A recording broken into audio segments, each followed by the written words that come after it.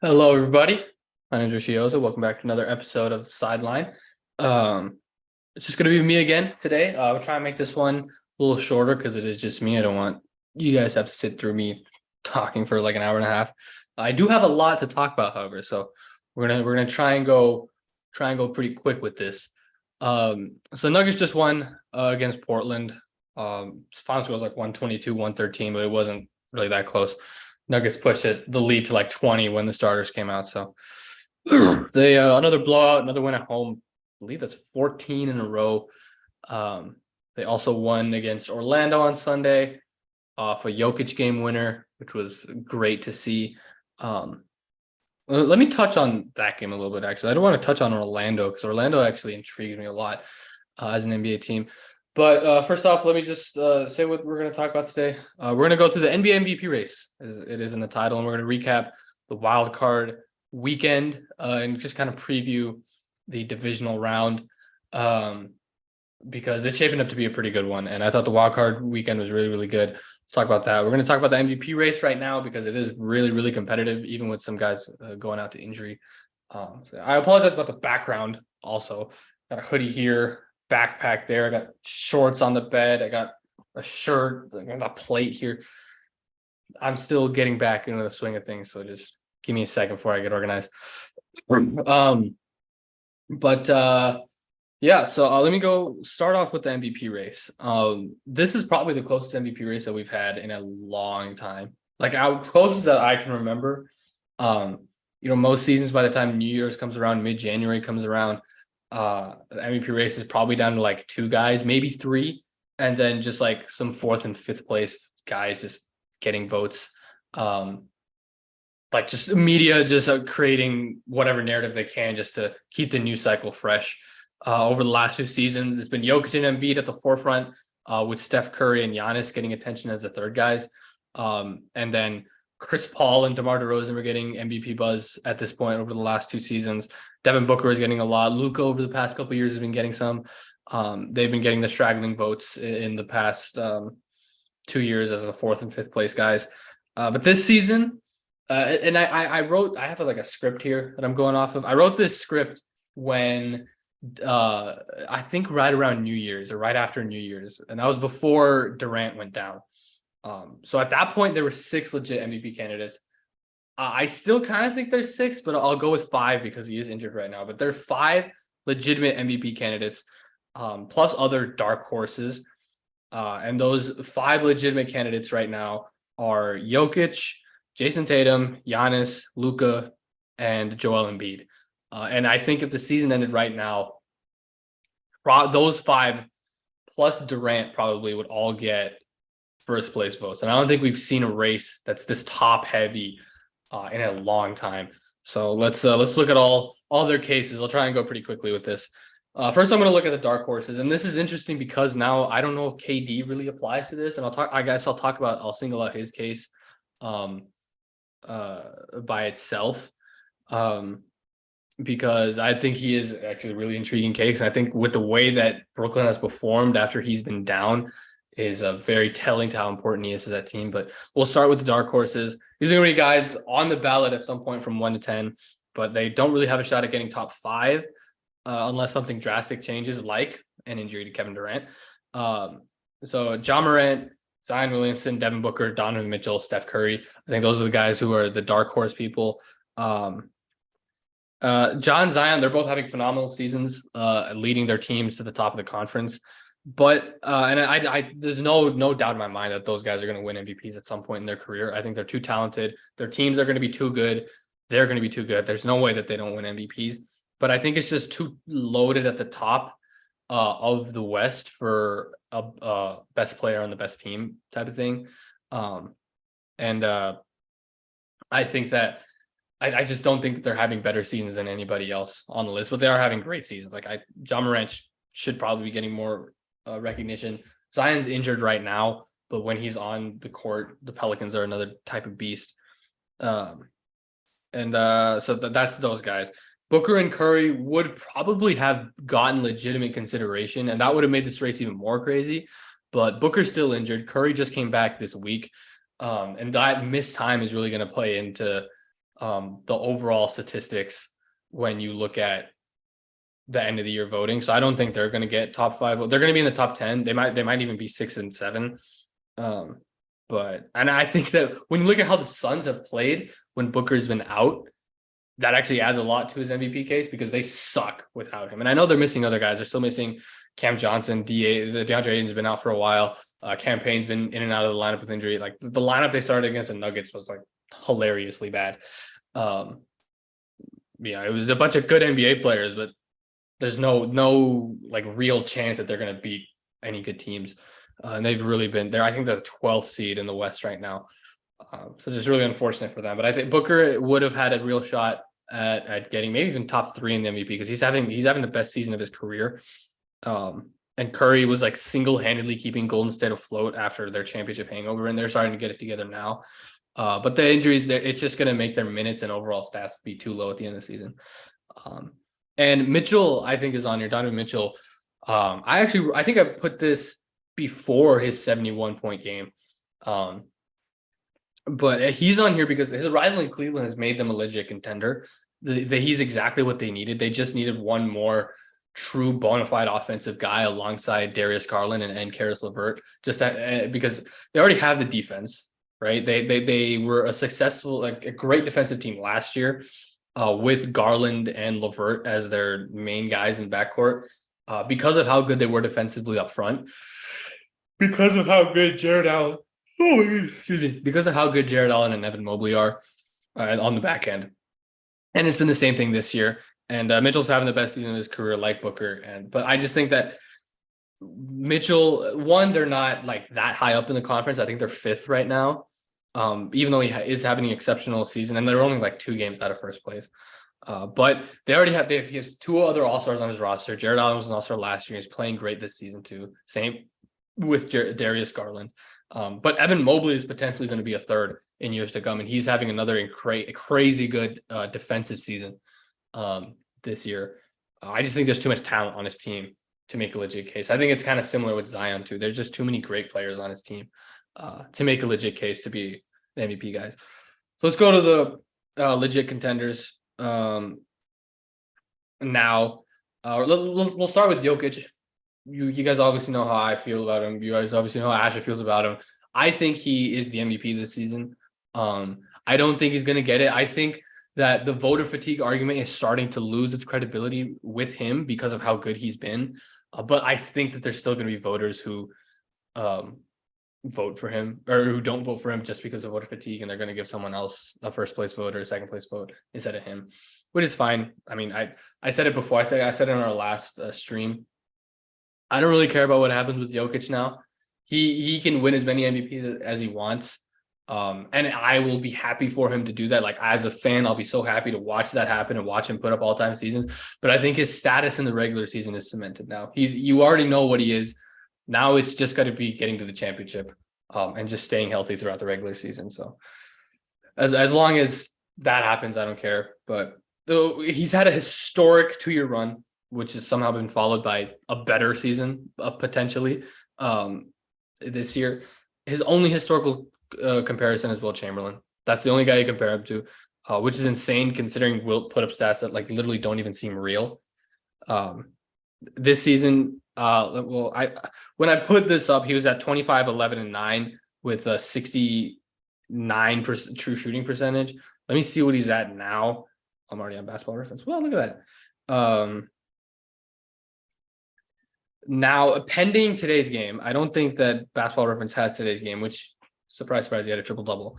But he's at 24.7, 11, and 9.8, 0.2 assists away from averaging a triple-double on the year. His efficiency this season, before today's game, he shot, I think, 13 of 14 from the field in today's game. I might have even been more. He's shooting 66% from 2. His three-point percentage is up to 37%. He's shooting like 50-something% in his last 10. He's unbelievable. He's shooting 62% from the field. His true shooting percentage, let me check, it's at 69.1%. Yeah, 13 of 14 shooting, 10 assists, 12 rebounds, 30 points. He had a steal, a block. just ridiculous numbers from him. Like he's just putting up these numbers nightly, and it's almost we're almost taking it for granted just because how good he is. In December, he averaged 29, 12, and 10 on 60% shooting, becoming the first player since, surprise, not just the first, the only player joining Wilt Chamberlain to average a triple-double on 60% shooting in a month. Surprise, surprise, the only guy is Wilt once again. Last season and a half, the Nuggets roster has been nuked by injuries. It's really taken Denver out of serious title consideration the last two playoff runs. But with Murray and MPJ back in the equation, playing well, they're actually a legit title contender, especially with additions like KCP and Bruce Brown. Once again, you guys know how I feel about those guys. Absolutely unreal how good they are for this team and how perfect fits they are for this team. But once like is voter fatigue, voter fatigue has to play a factor for me in this. Like I just don't think that they're gonna allow Jokic to win 3 in a row, even if he deserves it. I don't think they're going to let him do it because there have been other players who have deserved to win 3 in a row. Michael Jordan has deserved to win 3 in a row. LeBron deserved to win 3 in a row. Shaq at one point probably deserved to win more than one. Like, I just don't think that they're going to let him have this type of historical standing with these guys because I just don't think that voters think he is as all-time great as some guys who are more connected with the Nuggets, like me and Asher and other Nuggets reporters think so. I think he's a serious contender. He might even be the clubhouse leader right now. To me, he should be. I think in the Basketball Reference MVP ladder, he's like number one, or the MVP probability, he's number one. He's at like 70%, which is really high. And in most MVP ladders, he's number one. So we'll see. We'll see when that second straw poll comes out. It's going to come out pretty soon. Around All-Star break. So we'll see how voters feel then. So we'll see. Next one, Luka. He's having a similar season to Jokic last year. His team is really not good around him, but he just has to carry them offensively. And when he's on and when he's playing well, that they can compete with anybody. When you look at the rosters, there's only a couple players who I would trust to really get their own shot. And that's Dinwiddie and Christian Wood. And outside of Luka, Dinwiddie, and Wood, they just don't have any ball handlers, and the front office failed to replace the loss of Jalen Brunson with another one. They lost Jalen Brunson and they traded for Christian Wood, which helps the offense, but it doesn't help the actual issue with your offense, which is just someone to take the ball pressure off of Luka. The pressure is just all on him to create for himself, but he's doing it. It's great for himself and for others, and he's doing it. He's at the time that I put this script up, he was at 33, 9, and 9. He's second in the league in triple doubles. Let me see what he's at now. I still know he's second in triple doubles. Let's see what he's at 34, 9, and 9. I'll round up. And his efficiency is actually pretty good. He's leading the league in minutes right now, obviously, but he's putting up a career high in efficiency from the field, 50% from the field. It's at 35% from 3, which on the volume he's taking is actually pretty good. And the difficulty he takes is pretty good. 2-point range, he's shooting 58%, which is crazy. Just shows how good of a finisher he is at the rim. Effective field goal percentage, 56, great. He's just crazy good. He's leading the league in scoring too. Let me see his true shooting percentage is 61, which on the volume and the efficiency he's having, ridiculous. He's having such a good season. Like I think if they're not a play-in team, and if it depends, because I think the Nuggets last season just statistically were worse with Jokic off and better with him on than the Mavs are this season with Luka off and with Luka on, if that makes sense. Like Jokic's net rating was way higher and his on-off rating was way higher. But it doesn't, like, Luka's is still all-time high and it's still really good. So to me, I think if Dallas can get the 4 seed, which I think they're at right now, they can get the 4 seed. I think you got to give the MVP to him because the team is just so bad around. He is the only competent offensive ball handler on that team outside of Spencer Dinwiddie. I know a lot of people love Jaden Hardy. I really do too. I think he's a great player. I think he's got a really bright future. But right now, I don't trust him to take like any legitimate pressure off of Luka. We'll see in the playoffs if he's matured enough to do it even a little bit, but right now, no way. Like he's insane. He put up a 60, 21, and 11 game while scoring like 11 points in 30 seconds to tie the game and win it in overtime. The only 60-point, 20 rebound game in NBA history. Not even Wilt has that. And if I'm being honest, I think that he's got to be MVP if they're top 4 seed. Like the criteria for me, for me, even as a Nuggets fan, the expectation coming into this season was if Jokic averages a triple double and the Nuggets are the 1 seed, you have to give him the MVP because that has never been done. That has never been done. And if something that historic happens, you got to give it to him.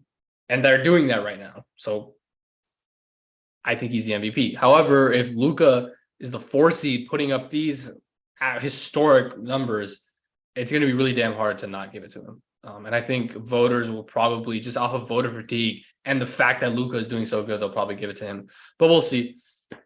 His case is really, really legit. Tatum's case this season is kind of the best player on the best team. In my opinion, Boston's the best team in the NBA. I think Denver is a very close second, but I think Boston's the best team in the league. They have it all. They have defense, they have shooting, they have playmaking, they have rebounding, everything. If they're able to be the top team record in the league, Tatum's going to have a big push for MVP. He's putting up 31, 8, and 4, top option on the best team in the league, career high in both true shooting and effective field goal percentage. So his efficiency is at a sky high rate. And that's just offensively because I think he's been a top 5 defender in basketball this season. His leap over the past 2 seasons to become a truly elite 2-way player, like I mean elite 2-way player, has been something to watch. It cannot be understated because I mean there's so many great defensive players on Boston. You know, you look at the trade that they made for Malcolm Brogdon. They had to have the defensive player of the year. Even if you disagree with Smart winning defensive player of the year, you can't argue that he isn't great at defense. They have Derek White, they have Jaylen Brown, they have Al Horford, they have Robert Williams. They have all of these so phenomenal defensive players. And Jason Tatum might be the best one on their team, which is crazy because they have so many good ones. He's going to make an all-defensive team this year. He has to. He's been that good. Especially if Boston keeps up their good defense from the last month. The first month and a half of the season, their defense was pretty bad, and their offense was what was carrying them. But lately, their offense has fallen off. I'm not falling off. They still had it at a historic rate, but it hasn't been as good as it was to start. But their defense has really picked up. And if they're able to keep their defense this high, that's a really, really good MVP case. Best player on the best team, top seed, all defense, definitively the best player on your team, putting up 31, 8, and 4 with career high efficiency. That's really, really good. And Asher actually picked Tatum as his MVP to start the season. That's a really, really good pick, looking like it. I'll go on to Giannis right now. Like, I don't know what else to say about Giannis because, you know, at 28 years old, he's got 2 MVPs, got a finals MVP, he's got a championship. His legacy is cemented already. He's the all-time leading scorer in Bucks history. At 28 is insane. He could retire tomorrow and be a first ballot Hall of Famer. Without a doubt. He could have retired last year. He could have retired after he won the championship. And he would have been a first ballot Hall of Famer. But this season's different because he's playing his usual elite offense. He's putting up 33, which is a career high, 5 assists, 53.6% shooting. He's putting up really crazy good defense. Milwaukee's been one of the best defensive teams in the NBA. He's putting up 12 rebounds, a block, and a steal per game. But Milwaukee doesn't have the usual help they normally have. Drew Holiday's been in and out of the lineup. Chris Middleton's missed. He's only played 7 games this season, which is crazy. And even in those games, he wasn't good. He's only averaging 11 points. He was clearly not ready to come back after his offseason knee, not offseason knee surgery, but the knee surgery he had in the playoffs. Giannis has had to take a full offensive load without him because as much as we love Drew Holiday, he's been in and out of the lineup. But even when he's played, he's just he might be the most inconsistent offensive player in basketball. I love Drew Holiday because defensively, I think he's incredible. I think he might be the most underrated defender in basketball. However, I just don't think his offensive game is that good. I think he's incredibly inconsistent. Like he had back-to-back 36-point games this season, or like yesterday and tonight. But I guarantee at some point in the next 2 games, he's going to put up like 11 points on 4 of 12 shooting or something. It always happens. He's just not a very consistent offensive player. But Giannis currently has the highest usage rate in the NBA. He's keeping Milwaukee alive on offense. He's at the time that I wrote this, which was around New Year's, he had 3 rebound games in his last 4, put up 34 games since the start of December, 6 40-plus point games, including 55 against Washington. Voter fatigue is a real thing. Giannis has felt it the last 2 seasons, but this season could be different. We could see his 3rd MVP before he turns 29, which has been only done by 6 players, which is Moses Malone, Kareem Abdul-Jabbar, Larry Bird, Michael Jordan, Bill Russell, and LeBron. So he would join top 10 all-time company if he does that, which would be something to see before 29. And his efficiency and his scoring has kind of tanked since I wrote this. But my point still stands. I mean, their offense is still kind of dead without him, and his playmaking has been really, really good this season as well. Embiid is probably the most underrated guy on this list. I freaking love Joel Embiid. I love him. I think he does not get enough love. I think he gets a lot of love from national media, but in terms of like casual fans, I don't think he gets enough love because the last 2 seasons have put him in some of the greatest scoring seasons in NBA history from a center. Like legitimately, like there's nothing a Nuggets fan can take away from the fact that Joel Embiid put up 2 of the greatest scoring seasons from a center of all time. And he didn't even get all NBA first team because of Jokic, which is ridiculous. One thing that says, 1, Jokic put up 2 all-time great seasons the last 2 years, and 2, the all-NBA system needs to be changed because Embiid was easily a top 5 player the last 2 seasons, easily, and he didn't make first team. Makes no sense. But he's somehow upping those numbers that he put up last 2 seasons this year, putting up career high 33 points a game, the best playmaking of his career by far. He's anchoring the 2nd best defense in the NBA. Philly's been elite defensively, and it starts with him because it's not starting with James Harden, obviously. Even though he's been good defensively, it's not starting with James Harden. Putting up 1.2 steals, 1.7 blocks a game. Maxey and Harden, which are his 2 best players, have missed a combined 34 games, leaving him with Tobias Harris and nobody else around him. His case this season is predicated on an absolute elite 2-way play. He's got a legitimate Defensive Player of the Year candidate this season, while vying for the top scorer in the NBA for the 2nd straight year. Philly needs to start winning a little more. I think they're the 4 seed right now, but they gotta start creeping up towards 1 seed. Because aside from Luka, the rest of the guys on the list that I mentioned are top 2 seeds. If they can get to the top 3, or their top 3 seeds, if they can get to the top 3, I think that MVP trophy could go to him. Because if he's the leading scorer in the NBA, he's an all defensive first teamer. If he does get Defensive Player of the Year, I don't think it'll happen, but if he does get it, that might be the best case there. Joel Embiid is so good. He's really ridiculously good. Let me go into KD because he's really interesting. I'll try and speed up here because this has actually gone on already a little longer than I wanted to, and I still got to get into football.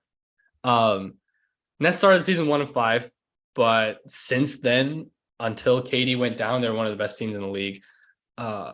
He might be playing the best basketball of his career right now at age 34, coming off an Achilles, which is unprecedented.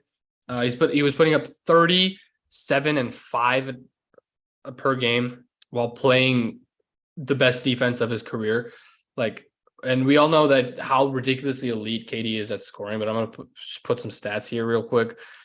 This season might be his best shooting year. He's shooting 55% from the field as a primary jump shooter. Crazy. 46% of his shots come from mid-range. 46% of his shots. He is shooting 60% on mid-range shots this season. 60%, by far number 1 in the NBA. 60% on mid-range shots on the highest volume in the league. He's been the lead playmaker. He's been their best or second best defender behind Nicholas Claxton, who might be the Defensive Player of the Year. December they finished 12-1. He's been elite. If he didn't get hurt, I think we would have seen a insane push for MVP for him in the second half of the season, because he might be having the best season of his career, especially from an efficiency standpoint. And I think we're seeing it now how important he was, because they're losing to bad teams. And we're seeing Kyrie Irving having to take this offensive load that he might not be ready for. And he's shooting really, really poorly. His playmaking isn't there. The Nets offense is struggling. The defense is struggling. It's all because KD went out, because he's just that anchor for that team. It's just insane to think about, because coming off an Achilles tear, he's putting up higher points per game. He's putting up better stats in every category, including efficiency wise, than he was before the Achilles tear. That's never happened. No one off an Achilles is that much better, right? Like, it's not a career ender anymore, but it doesn't make you better after a tear. It doesn't make any sense how good he is. But that's the MVP cases. Very good. I think all 6 of the players that I highlighted could get first place votes at the end of the year, and plus others. If Memphis makes a big second half run, Ja Morant could get a huge push. If New Orleans makes a run, Zion can get a push. There's some legit guys in there who could get MVP consideration. But yeah, let's talk about wild card. Let's talk about wild card weekend, and let's go through some of those games. Very, very fun weekend of games. I'll say that. I wasn't expecting this to be a fun weekend of games.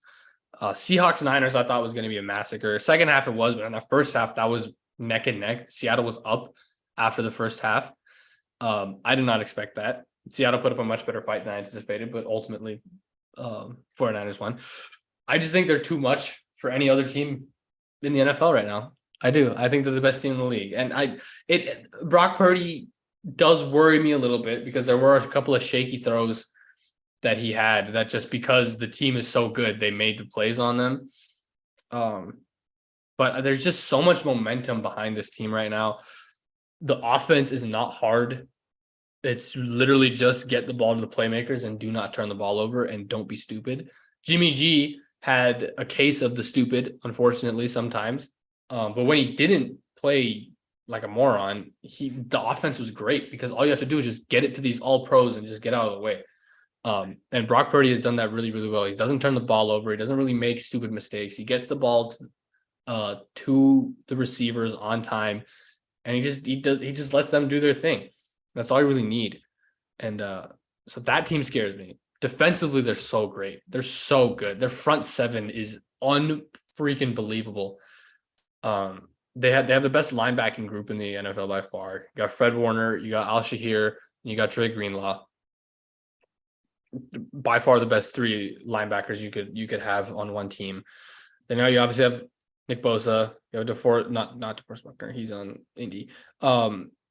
Eric Armstead in there. I mean, it just keeps on coming in. They have a first team All Pro in Talanoa Hufanga. I don't think he should have been first team All Pro, but they have a first team All Pro at safety who's been incredible. This team is just elite, man. They're just elite. They play Dallas, which is going to be a really, really good game. I don't think Dallas has enough to beat them. I just really, really do not. I was impressed by how good Dallas looked. Because if I'm being honest, I thought Tampa was going to win that one. But I was impressed, but I still don't think there'd be enough to beat San Francisco. Jaguars Chargers, hilarious game. I thought this was going to be it was the closest game of the weekend, but I thought this was going to be like the most competitive one. But then it's 27-0 in the first half, and I'm thinking, Jesus Christ. And then I tweeted out, I said, if the Broncos can come back from 27-0 against the Chiefs and make it a game, the Jaguars can do it against the Chargers. They can. And they did, because they just stopped turning the ball over. Literally all it took. Brandon Staley coached a horrific game. It was so obvious that this was going to happen. First off, he plays his starters in Denver when they don't need to, and he gets them injured. Mike Williams out. Your deep threat your one guy who you're going to be able to use to stretch the field, because shocker, the rest of your guys are not fast. Keenan Allen does not have the same burst that he used to. Josh Palmer is not fast. Who else do you have? Nobody. DeAndre Carter, I guess, is your speed guy, but he's not a good enough all-around receiver to keep him out there every single down. And they go up 27-0, and the play calling gets so stale. There's the Justin Herbert's throw chart is so sad. They just fired Joe Lombardi today. Thank God, because Justin Herbert deserves better than that. As a Broncos fan, I'm saying that Justin Herbert deserves better than whatever the hell they have been doing the last 3 seasons.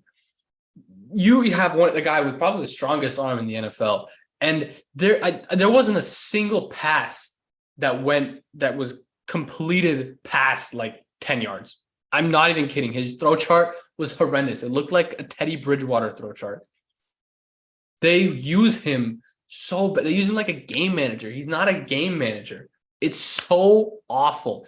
And it cost them the game because they didn't do anything aggressive. They didn't run the ball at all. They have 0 run game because teams just know, okay, they're just going to throw it 5 yards and just dink and dunk their way down the field. It's so awful. It's so painfully boring to watch with one of the most exciting quarterbacks in the league. It's just horrendous. And they deserve to lose the game because you go up 27 points, you should win regardless. Jacksonville wasn't actually playing that bad. They just were turning it over. Like their offense wasn't getting stopped. They were just giving it to them.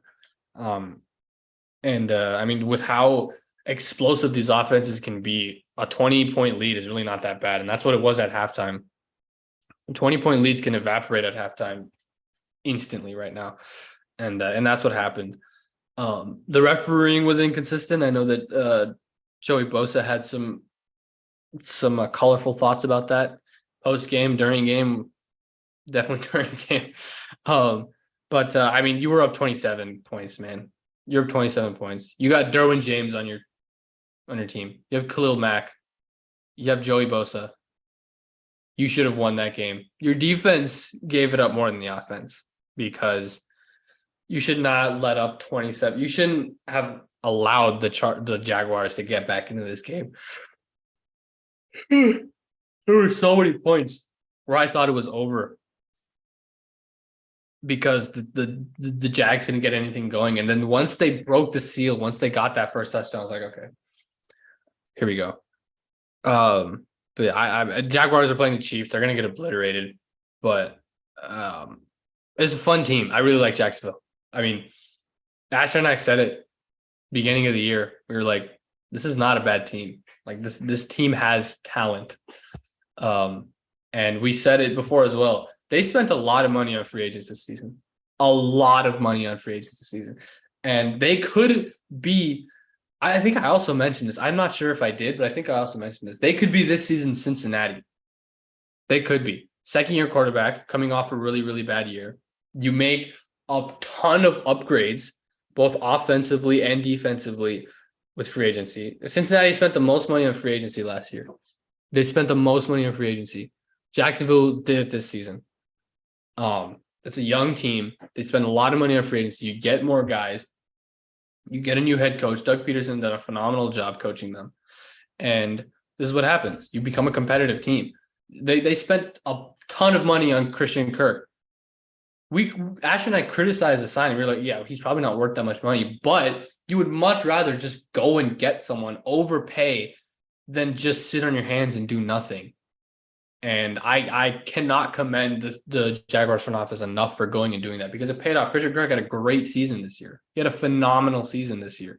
Zay Jones had a phenomenal season this year, and people thought he was overpaid.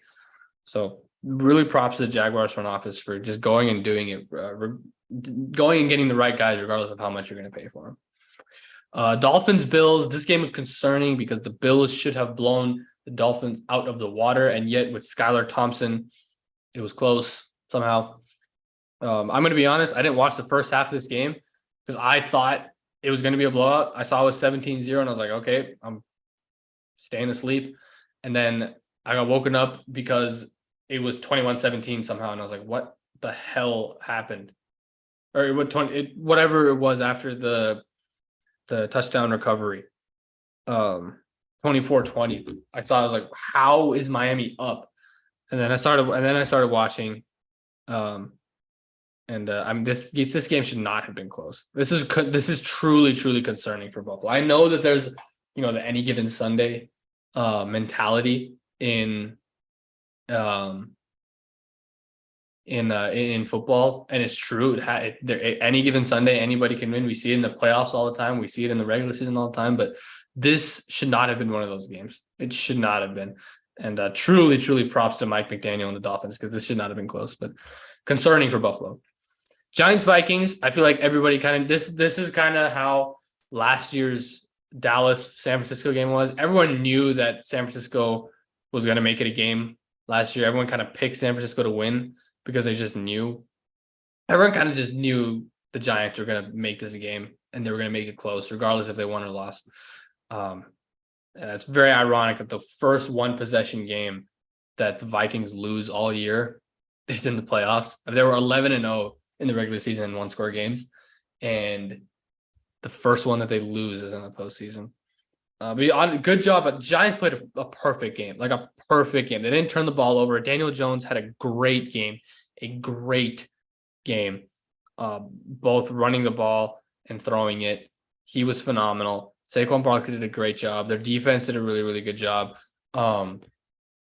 Brian Daboll should run away with Coach of the Year, because this team did not add a lot. Like the reason why I don't think Doug Peterson should win Coach of the Year is because Jacksonville sucked last year. They also had one of the worst coaches in NFL history, and also the team was awful. Like there wasn't much more room. Like there was so much room to grow. Plus they signed a buttload of people in free agency. Like they got better on the field as well. The Giants didn't add anybody in free. They signed like 2 people in free agency. They didn't do much aside from signing Brian Daboll, and he coached them perfectly, and I cannot give him enough credit. So this Eagles Giants wildcard or divisional game is going to be really fun to watch, because I'm really excited to see how Nick Sirianni and Brian Daboll coach against each other. You got 2 young quarterbacks with a lot to prove, 2 teams with a lot to prove. Very interesting to see. Bengals Ravens, once again, should not have been this close. I didn't watch a lot of this game. I watched like the final couple drives, but coming into the playoffs, I thought that the Bengals had a chance to run the table again, but this game is concerning to me, and I don't see anybody coming out of the AFC except the Chiefs. So we'll see how Jacksonville plays the Chiefs. We'll see how Buffalo Cincy is going to be a phenomenal game. I'm really excited to watch that one. That's going to be the game of the week. So I'm excited about that. Dallas Bucks, boring game. I watched the whole thing. Boring game. Really disappointed in Tampa. But that's just how it was. I chose them to win because their defense is good, and I thought that Dallas would pull a Dallas and just choke because they're Dallas. I had nothing to do with Tampa. It had everything to do with the fact that Tom Brady's weird voodoo magic would come into play one last time, and they would win. And Dallas, being Dallas and having the reputation, they would choke. Obviously, that was bad. So Dallas versus San Francisco, going to be a great game. But I think San Francisco has too much. I'm impressed by how Dallas played in this game, though. I'm impressed by how they came out. This was an impressive win on the road against the greatest quarterback of all time, who some weird stuff's going to happen, and it did, with Brett Maher missing 4 extra points in a row after he had only missed 1 in the entire regular season. That was funny. But let's move on to division round. I'll make my predictions. Jaguars, Chiefs. I'm going to pick the Chiefs. I love the Jags, but I don't think they're better than the Chiefs. I don't think that one's going to be a close game. I think it'll be close for a little bit, but I think probably the third quarter, Casey's going to pull away. Kind of similar to how San Francisco, Seattle was. Giants, Eagles. I'm going to go Eagles. I think the Eagles are a little too talented. And I really think defensively they're a little too talented for the Giants offense. Minnesota's defense sucks. That's why they were able to dissect them that good. I mean, the first 3 touchdown drives for New York, my God, that was some of the worst defense I've ever seen played on an NFL field by Minnesota. Truly horrible. Eagles are a different beast. They have a great run defense. They have 2 incredible corners. They have great safeties. It's not going to be the same. And I think that the Eagles defense is going to be too much. It'll be fun to watch because they're 2 fun teams, but I'm going to pick Philly. Bills Bengals. This is a game I think should be on a neutral site. Because the one game that they canceled could have very well made both teams 13-4 with the Bengals having the head-to-head tiebreaker, having this in Cincy, but instead they canceled it and now it's in Buffalo. Understand why it got canceled. I'm not complaining that they canceled it. I'm just thinking that this should be a neutral site, because if it's Buffalo, Kansas City, this should be a neutral. It'll be a neutral site in the championship game, which I don't think is fair.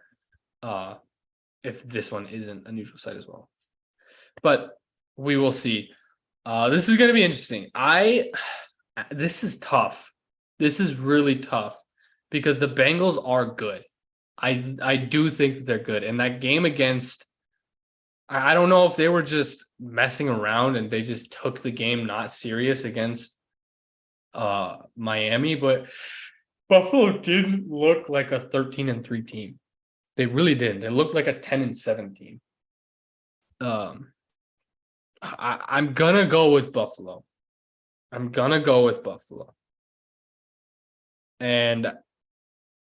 I don't feel great about it, but I'm gonna go with Buffalo. This is gonna be such a good game. Actually, no, I'm going Cincy. I think that the Bengals air attack is going to be too much. I don't care that it's cold. It's not going to matter. I think the Bengals air attack is going to be too much for the Buffalo secondary because the Buffalo secondary is pretty depleted. So yeah, I'm gonna go Cincy. I think Jamar Chase has a huge game. I think T. Higgins has a big game, and I think the legend of Joe Burrow continues. Yeah, I'm going Cincy. And then Dallas 49ers. I already made my prediction for this. I'm going 49ers. This is going to be similar to Jags Chiefs. I think it'll be close in the fourth quarter. I just think there's going to be a couple possessions where San Francisco scores and Dallas doesn't. Dallas' defense is going to come up with 2 or 3 stops in a row. 49ers are just going to go right down. But yeah, this is going to be the key though. The Dan Quinn interview might as well just be this game for Denver. Like if Dallas's defense is able to kind of put a lid on San Francisco's offense, Dan Quinn might kind of shoot up the rankings for the Broncos. Yeah, a fun weekend of wild card and a fun weekend upcoming for football. Wow, a lot longer episode than I wanted it. But we'll try and make things shorter. We'll try and get some more structured videos out there. But yeah, we'll see. I guess I'll record after divisional week and we'll just talk about football. I'll do my best to watch as much as I can. But yeah.